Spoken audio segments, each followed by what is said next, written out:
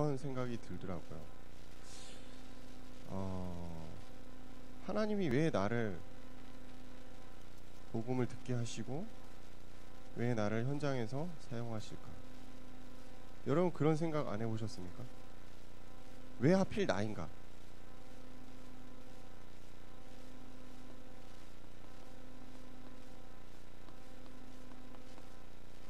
저는 그런 생각 많이 하거든요. 아니 내가 뭐 잘하는 것도 없어. 그렇다고 뭐 특별한 것도 아니고 많은 뭔가를 할 수 있는 것도 아니고 자신을 보면은 참 한심할 때도 많고 참 네가 꼬라지가 그런 생각이 많이 들 때가 있어요. 근데 그럼에도 불구하고 하나님 왜 저를 쓰세요? 그런 생각이 들 때가 있죠. 인간이라면 가끔 겸손해질 때가 있잖아요. 그래서 있어요. 있습니다. 하나님 왜 하필 접니까? 왜일까요? 내가 누구길래?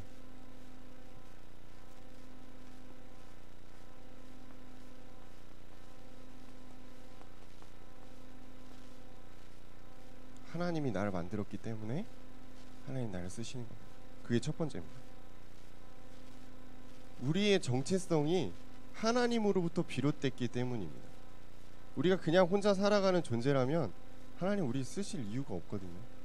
근데 하나님이 우리를 만들었기 때문에 당신이 만드시고 당신이 만들어 가시는 인생이기 때문에 우리가 쓰임 받고 있는 겁니다.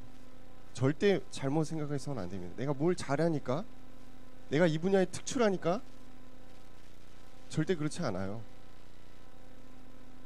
하나님이 전적으로 자신의 주권을 가지고 우리를 사용하고 있으시다는 겁니다. 두 번째는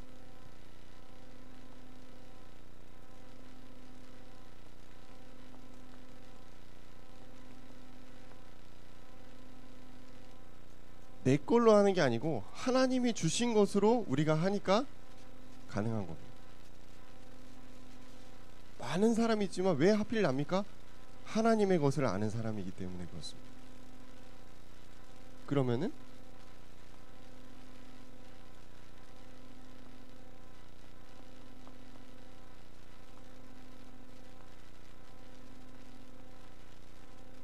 우리가 이 힘을 가지고 하나님이 역사하시는 현장 속으로 나가는 겁니다. 그래서 나여야만 합니다. 다른 사람이 할 수 없는 하나님이 우리에게 맡기신 일이 분명히 있다고 저는 믿어요. 그래서 나여야만 합니다. 이게 이해가 안 되시면 계속 생각해 보세요. 왜 하필 납니까 하나님? 하나님과 깊은 대화 속에서 계속 물어보세요. 나는 이 땅에 왜 존재하고 있고, 나는 왜 복음을 들었고, 나는 왜 이 현장에 있고, 나는 왜 이 고민을 하고 있죠? 왜 나입니까? 답이 나올 겁니다. 하나님 우리를 만들었어요. 하나님이 주신 것을 가지고 그 현장을 가야 되기 때문에 납니다. 그래서 오늘 제목이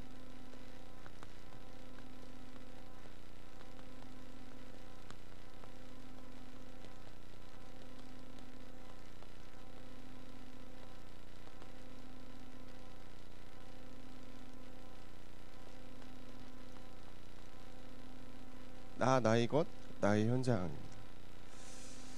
아마 본부 메시지 2년 전인가요? 그래서 많이 나왔던 메시지인데 갑자기 하나님 요 부분을 우리 청년들에게 조금 같이 나눴으면 좋겠다라고 저한테 마음 주셔서 첫 번째는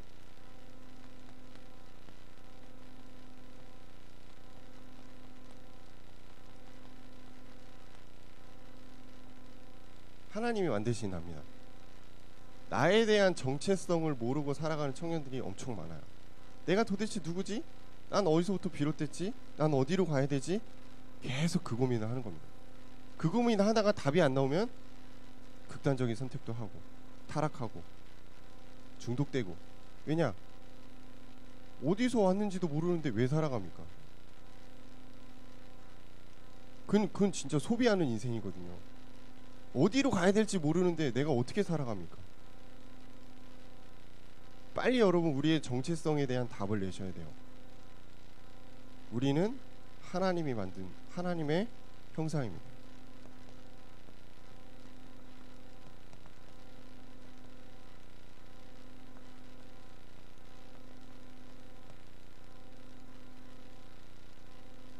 그냥 생각하는 동물이 아니고 하나님의 영으로 하나님이 만드신 하나님의 최고의 피조물이에요. 하나님과 소통하도록 만들어진 영적인 존재구나. 그게 납니다. 그러니까 하나님과 멀어지면 멀어질수록 우리는 힘들 수밖에 없어요. 하나님이 그렇게 만들었습니다.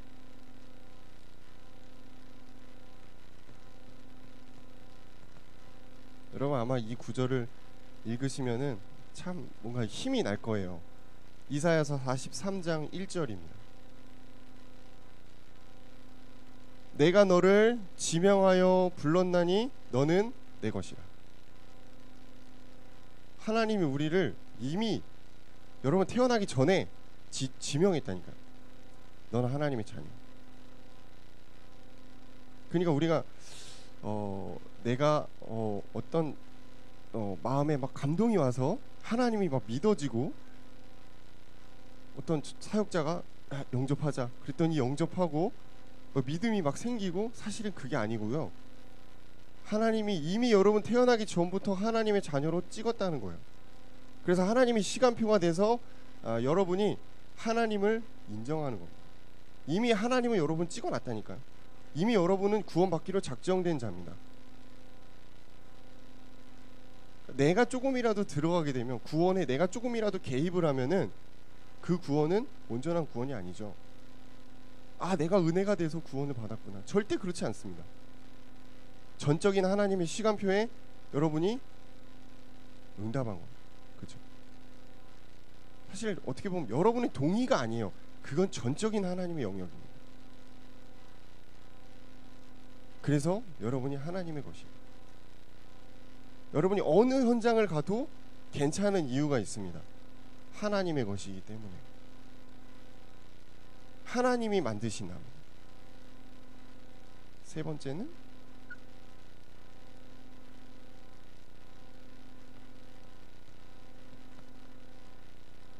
로마서 8장 16절을 보면은 우리가 우리 스스로를 증명할 수가 없어요. 그래서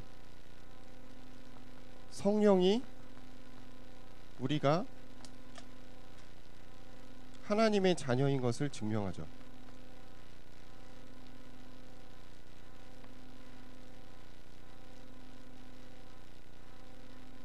누가 이것을 여러분 너 하나님 자녀야 이렇게 말할 필요가 없어요. 여러분 안에 계신 성령이 말하고 있어요. 너는 내 거야. 너는 하나님의 자녀야. 너는 하나님의 형상이야. 그러니까 여러분 이 응답이 없으면은 계속 헤매는 거예요. 응답 따라 헤매고 방법 따라 헤매고 그러다 시간 계속 낭비하죠. 성령이 여러분을 하나님의 자녀라고 증언하셨다는 것입니다.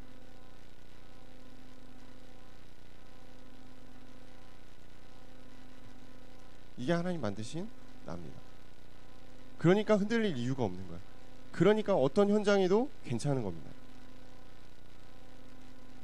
그러면 우리는 하나님이 주신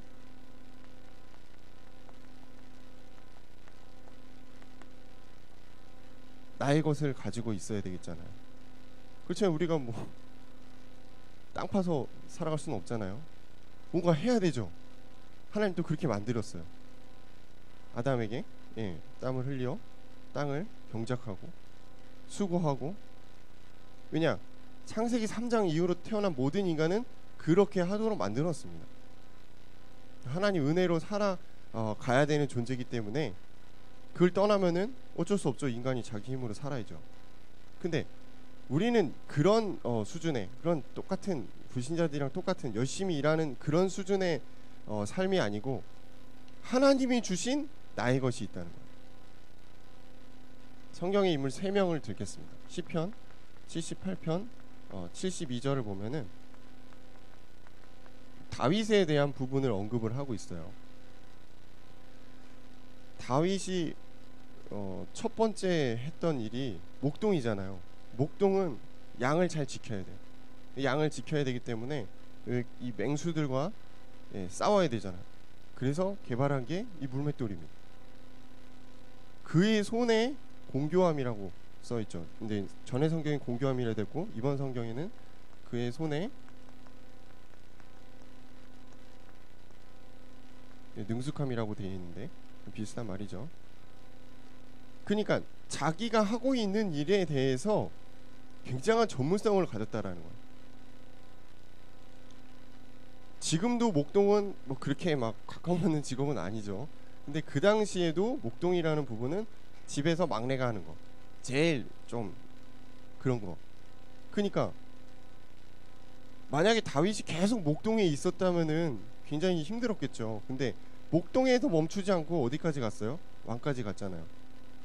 그 시작이 어디입니까? 목동이었죠.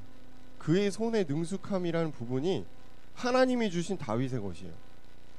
그러니까 다윗이 내가 맨날 뭐 물맷돌만 양만 치고 있고 뭐 이게 뭐야? 만약에 그 생각에서 머물렀다면 끝난 거예요.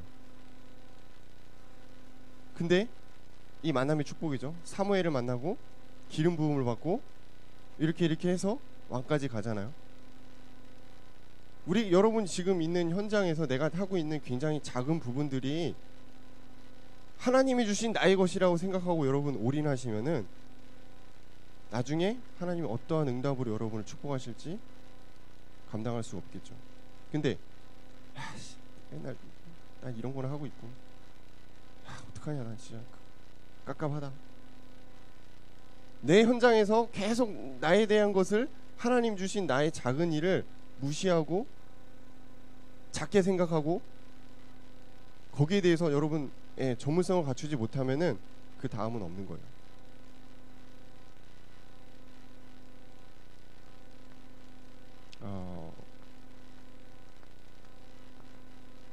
창세기 39장 2절에서 5절을 보면은 요셉이란 인물이 나오잖아요. 너무나 잘 알고 있는 인물이고요.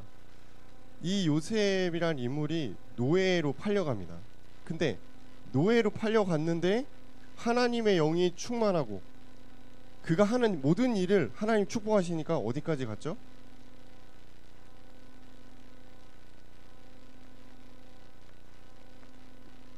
가정 총무를 한단 말이에요. 우리가 생각하면 좀 웃긴 거지. 아니 뭐 노예 가가지고 가정 총무하는 게 뭐 대단한 거야? 노예로서는 최고까지 간 거예요. 근데 어떻게 거기까지 갔을까? 똑같아요. 작은 것. 작은 일에 아마 최선을 다했을 것이다. 그렇죠? 일 설렁설렁 하는데 누가 맡깁니까? 자기가 맡은 거에 진짜 끝장내는 거예요. 그러니까 유 목사님도 계속 메시지 중에 실천에 대한 거 얘기하시면서 작은 일을 성공해라라고 말씀하시고 저도 그게 맞는 것 같아요. 작은 게 안 되는데 큰 게 됩니까? 하나님이 주신 나의 작은 것을 여러분 최고로 만들 때 진짜 응답이 나오는 겁니다.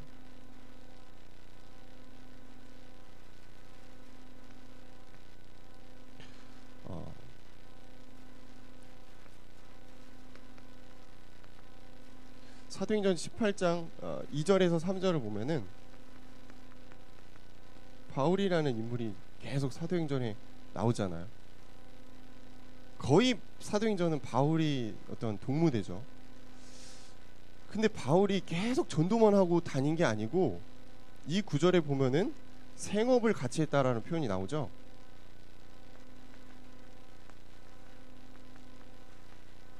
근데 생업이라는 게 어떤 생업이었냐? 천막을 만드는 일이었다는 거예요. 유대인들은 각자 개인이 하나씩 달란트를 가지고 직업을 갖고 있어요. 근데 그게 하나의 직업이 아니고 여러 가지인데 어쨌든 메인 잡이 있다는 거죠. 바울이 주 일은 전도를 하는 거지만 생활을 유지하기 위해서 이 천막을 만드는 일을 생업으로 했다는 거예요. 그리고 브리스길라와 아굴라와 함께 이 생업을 같이 했다라는 내용이죠. 이게 저는 전문성이라고 생각했어요. 하나님이 주신 바울의 것이 있다는 거예요. 우리 청년들도 마찬가지인 것 같아요. 사람마다 특성이라는 게 있고요. 또 재능이라는 것도 달란트죠. 있다고 생각합니다. 근데 그 재능이라는 부분이 꼭 예체능만 재능이 아니고 아주 세심한 부분들도 재능이라고 생각을 해요. 저 같은 경우는 어떤 일을 이제 계획을 하고 진행하는 쪽에 조금 약간 있는데 그 뒷숲수습은 잘 안 돼요. 그래서 디테일이 좀 떨어지는. 또 그리고 어떤 분들은 보면은 굉장히 그 남의 감정을, 다른 사람의 감정을 잘 이해해주고 공감하는 그런 능력들을 가진 분들도 있어요. 그건 직업과는 조금 별개로 그것도 굉장히 어떻게 보면 자신의 재능이죠. 저는 사실 공감 능력이 좀 떨어지거든요. 그래서 아내한테 맨날 혼나요. 로봇이냐, 인조인간이냐, 너 맨날 왜 그렇게 차갑냐. 차가운 게 아니라 원래 그런 건데 공감 능력이 좀 떨어지거든요, 제가. 근데 사역자 중에 진짜 이 부분이 탁월한 분들이 있어요. 정말 부러운 것 같아요. 하나님이 우리 개인에게 아주 작은 것이라도 구별되는 하나님의 사용에 쓰임 받는 그 뭔가를 주셨어요. 그 누구나 있어요. 없을 수가 없습니다. 여러분이 아주 작은 현장이 있어도 분명히 하나님이 쓰시고자 하는 그 뭔가가 있다라는 거. 그거를 어떻게 알 수 있냐면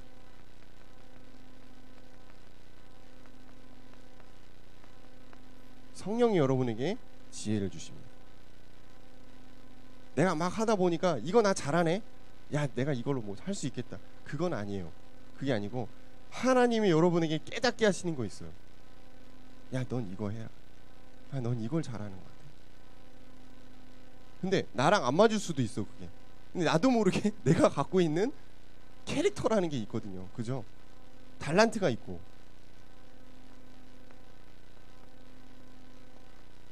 우리가 여러분 다 지나셨지만 대학에 가서 어때요? 사실 대부분 그렇잖아요. 점수 보고 대학 과를 갔다가 나랑 안 맞아. 그래서 전과도 하고 학교도 옮기고 막 그러잖아요. 그래서 남자애들은 군대 갔다 와서 수능 다시 보고 그런 일이 있는데, 왜냐하면 나한테 맞는 게 있다라는 거야. 사람마다 스타일이 있고, 그죠? 그게 맞는 거 있거든요. 그게 하나님이 주신 나의 것과 영 무관하진 않아요. 여러분 그런 부분들을 잘 생각해야 될 것 같아요. 근데 그냥 내가 머리만 굴리는 게 아니고 하나님께 지혜를 구해야 돼요.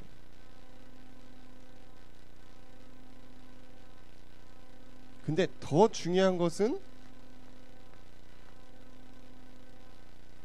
오직의 단계 속에서 하나님이 주신 나의 것을 찾는 겁니다. 이게 사실은 제일 중요합니다. 지금 여기 인물들이 이 단계로 들어갔기 때문에 진짜 나의 것을 찾았다라는 거예요. 오직입니다. 오직 하나님을 바라보는 것, 오직 그리스도로 결론 내는 것, 그거밖에 없어요. 그러면은 오지 말라고 해도 오더라고요. 유일성의 응답은 굉장히 차별되는 아주 특별한, 어떤 현장에서도 바퀴벌레처럼 살아남을 수 있는 그런 죄송합니다. 표현이 좀 이상하네요. 갑자기 떠올라서 그런 특별한 응답들이 유일성의 응답. 누구도 막을 수 없는, 진짜예요. 그러면서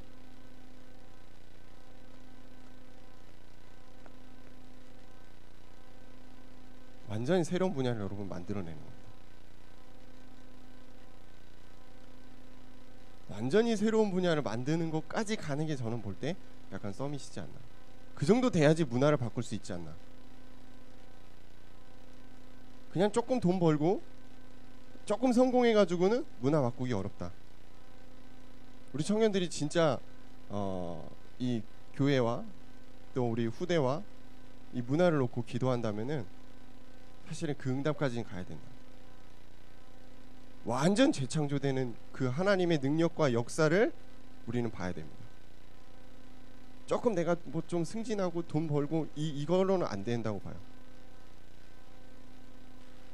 그러면은 이 하나님 주신 나의 것을 가지고 하나님이 역사하시는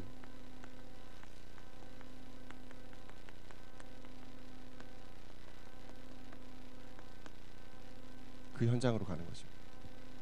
우울한 현장, 힘든 현장, 답답한 현장, 그게 내 현장인가?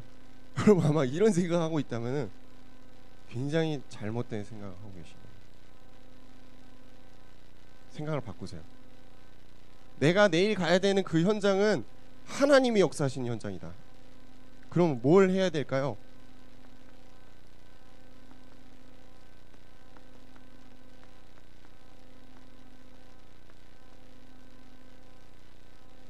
우리가 현장 가서 돈 버는 게 아니고요.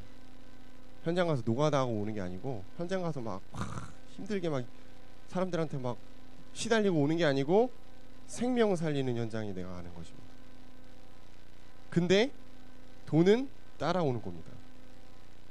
내가 생명 살리러 그 현장에 가서 같이 그냥 일해 주는데 고맙다고 나한테 돈을 주는 거예요. 그런 개념으로 봐야 됩니다. 내가 돈 벌려 그 현장에 간다. 그럼 기계지. 돈 버는 기계지. 진짜 힘들어요, 그러면.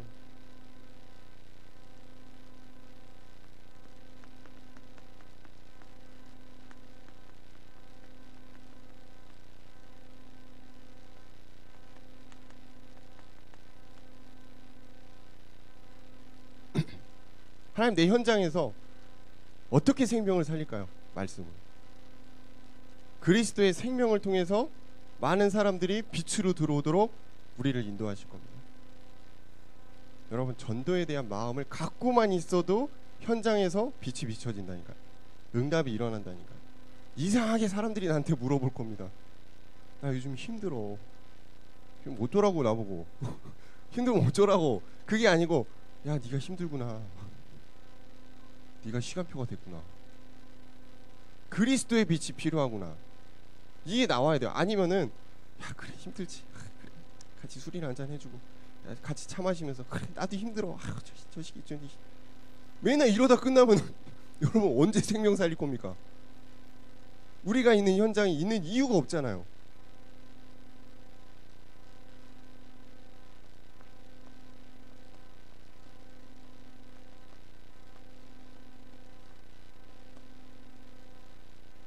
근데 생명만 살아나는 게 아니고 하나님 내 현장에 나와 같은 은혜를 받은 제자를 세워가신다.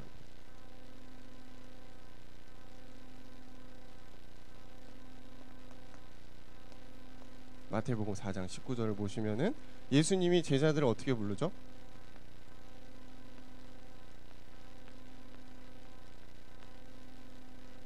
사람 낚는 어부로 부르셨어요. 나를 따라오라 그러거든요. 제자는 예수 그리스도를 따라가는 사람이 제자거든요. 하나님을 따라가는 사람이 제자거든요. 말 잘해가지고 막 엄청 뭔가를 하는 그런 거 말고 하나님을 정말 사랑하고 하나님을 따라가는 사람이 진짜 제자입니다. 그런 제자가 어디에 있다고요? 여러분의 현장에 있다니까요. 왜 안 보입니까? 내가 영적으로 어두우니까 안 보이는 거예요. 내가 관심이 없으니까 안 보이는 거지. 하나님의 소원과 하나님의 생각과 전혀 상관없이 내가 살아가니까 제자가 안 보이는 겁니다.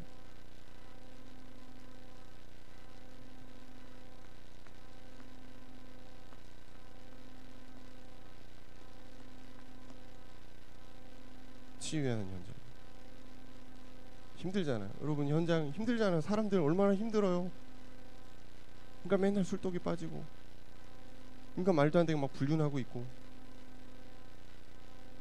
얼마나 힘듭니까? 우울증 때문에 약 복용하는 분들 진짜 많더라고요. 너무 힘든 거예요. 누가 답을 주겠어요? 답 가진 사람이 줘야지. 그렇잖아요. 그게 치유입니다. 답이 필요한 사람에게 답을 주는 거예요.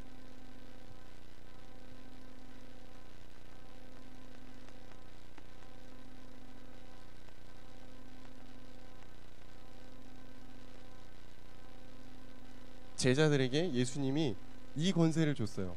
귀신을 내어쫓는 권세를 줬어요. 여러분 정말 하나님 사랑하고 하나님 따라가는 사람이 맞다면 제자가 맞거든요.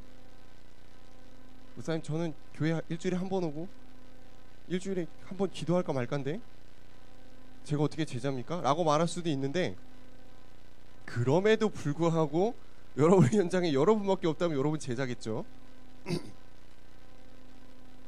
그 제자에게 어떠한 뭘 주셨다고요? 이걸 줬다는 거예요. 그렇다고 오늘부터 여러분 막 가가지고 막 귀신 쫓고 막 그러지 마시고 아무 때나 떠나가는 건 아닙니다. 하나님 필요할 때 떠나가게 하는 거지. 제자 여러분에게 지금 그 정도의 능력을 줬다라는 거는 사실 다 줬다라는 거예요. 여러분 현장에 시달리는 사람들이 있다면은 답을 줄 수 있는 능력을 여러분이 줬다는 거야. 아니, 목사님 모시고 올게요. 그럴 필요 없어요. 이미 여러분 안에 답이 있잖아요. 예수 그리스도의 답. 여러분 안에 이미 빛이 있고 여러분 안에 이미 생명이 있는데 다른 거 찾을 필요 없어요. 여러분 현장은 여러분이 감당해야 됩니다.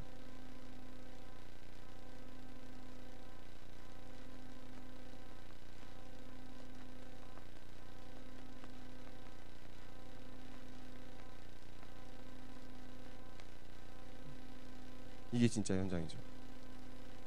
여러분 현장에 정말 성공하신 분들이 있다면은 그 성공하신 분들 놓고 기도해야 되잖아요. 그죠? 사장님, 회장님, 뭐 이런 분들 정말 예. 또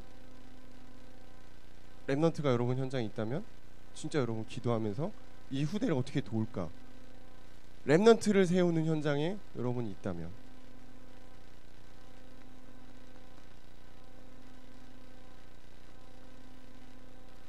누가복음 1장 3절에서 4절을 보니까 이 누가가 데오빌로라는 이 로마의 관리에게 편지를 보내는 내용이죠. 이 누가복음이 다 사실 편지거든요. 사도행전도 데오빌로에게 보내는 편지고요. 왜 보냈을까? 데오빌로 성공한 사람이고 똑똑한 사람이고 대단한 사람인데 왜 누가가 이걸 보냈을까?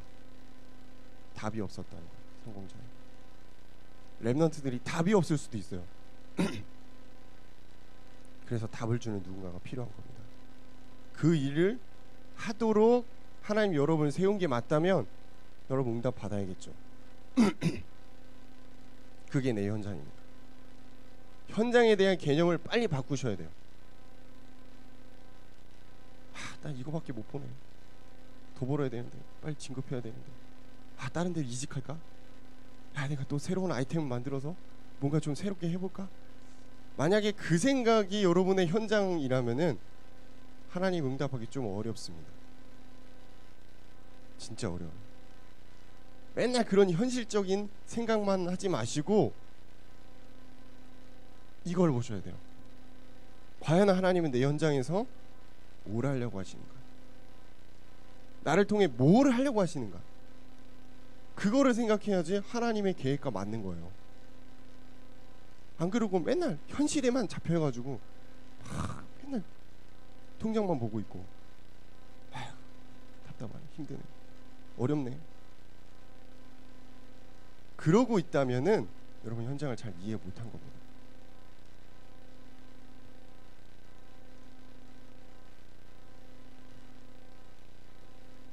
다 제 얘기를 하는 거죠. 과거에 제 얘기를 하는 거죠. 여러분이 그렇다라는 게 아니고 과거에 제가 그랬다라는 거예요. 현장을 잘 몰랐어. 열심히만 하면 되는 줄 알았어요. 근데 그게 아니구나.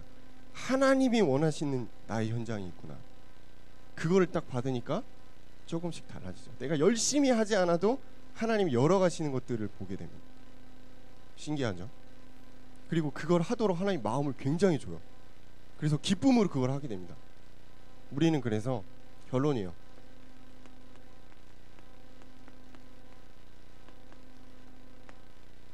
감사를 회복하는 거죠. 많은 사람들이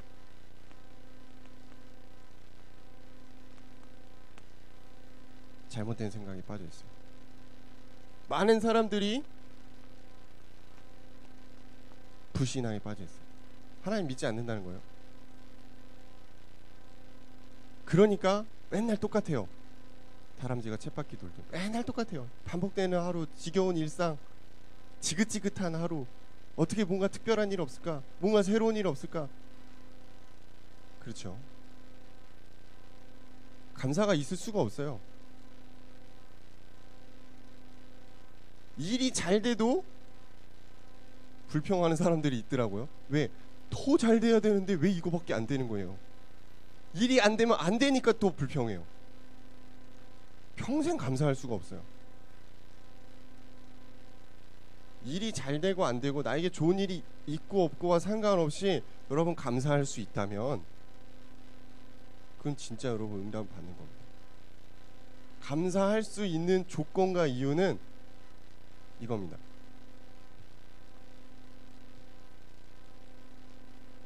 내가 하나님으로부터 만들어졌다는 거예요. 내가 하나님 형상이라는 거예요. 하나님이 나와 함께 하신다는 겁니다. 하나님이 나를 지키신다는 거예요. 감사하죠? 진짜 감사하죠? 여러분 통장에 1억이 없어도 감사하죠? 그래도 있었으면 좋겠다. 감사합니다. 왜? 내가 하나님의 은혜로 하나님을 알았다라는 거예요. 내가 이 복음을 제대로 전하고 있는 이 교회에 소속돼 있다는. 여러분 만약에 신천지에 소속됐으면 어떻게 했을 거야? 지금 여러분 막 가가지고 막 데모해야 된다니까. 이만희를 풀어줘라 막 이래야 된다니까. 지금 감사가 회복돼야 돼요. 작은 일에 여러분 감사를 회복하세요. 다 하나님 주신 겁니다. 진짜 여러분 감사가 회복되려면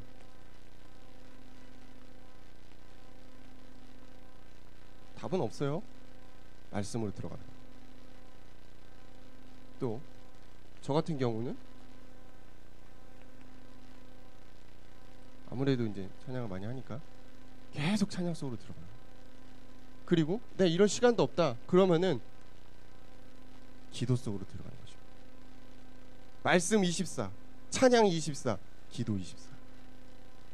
사람마다 이게 스케줄이 다르고 상황이 다르니까 진짜 여러분 요걸 조금 집중하다 보면은 나도 모르게 감사하는 것들이 막 나옵니다. 그래서 예전에 그런 예화 많이 드셨잖아요. 김동훈 선생님 비행기를 타고 가는데 이 비행기가 나를 위해 만들어졌다. 나 때문에 지금 비행기 가고 있다. 그게 보통 이렇게 변하면 안 되죠. 보통 그걸로 생각할 수 없는 겁니다. 예. 굉장히 이거는 높은 차원의 내용이에요. 보통 감사가 아니고선 그 생각을 할 수 없어요. 길가를 가는데 풀이 예쁘게 피어있다. 하나님이 나를 위해 지금 저거를 이 자리에 만드셨구나. 이렇게 생각할 수 있는 사람 누가 있겠어요? 보통 감사가 아니에요. 여러분에게 주어진 사소한 일상들, 사소한 일들을 진짜 여러분 감사해야 됩니다. 저는 뭐 그런 생각도 많이 해요. 내일이 안 오면 어떡하지? 갑자기 오늘 밤에 예수님 재림하시면 어떡하지? 그럼 너무 좋은 일인데 그럼 내일이 없잖아요. 야 내일이 왔으니 너무 감사하죠. 눈을 떴는데 내가 숨 쉬고 있어요. 너무 감사한 일이죠. 내가 오늘도 밥을 먹을 수 있음을 감사해야죠.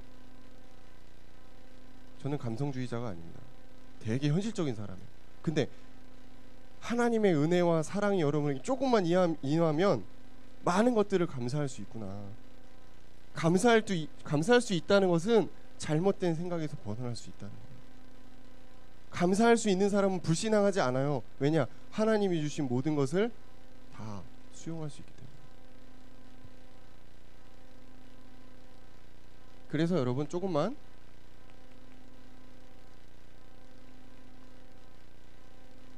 집중해 보시기 바랍니다. 뭘 집중하죠? 하나님의 것으로 집중하는, 하나님의 말씀을 집중하는 것입니다. 하나님이 주신 나의 것과 나의 현장과 하나님 만드신 나를 집중해 보는 겁니다. 매일매일 많은 걸 하려고 하지 마시고 작은 거지만 집중하는 스케줄을 만들어 보세요. 그러면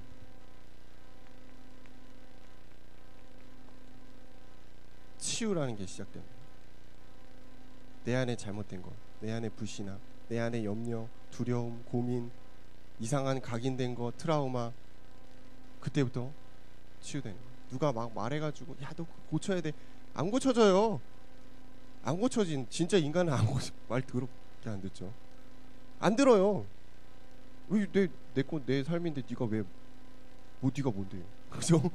안 고쳐집니다. 진짜 요 시간표가 들어갈 때 고쳐집니다. 저도 성격이 많이 변했어요. 원래 더 더러웠거든요. 되게 예민했거든요. 근데 지금은 조금 착해지고 지금 박영 목사 있잖아요.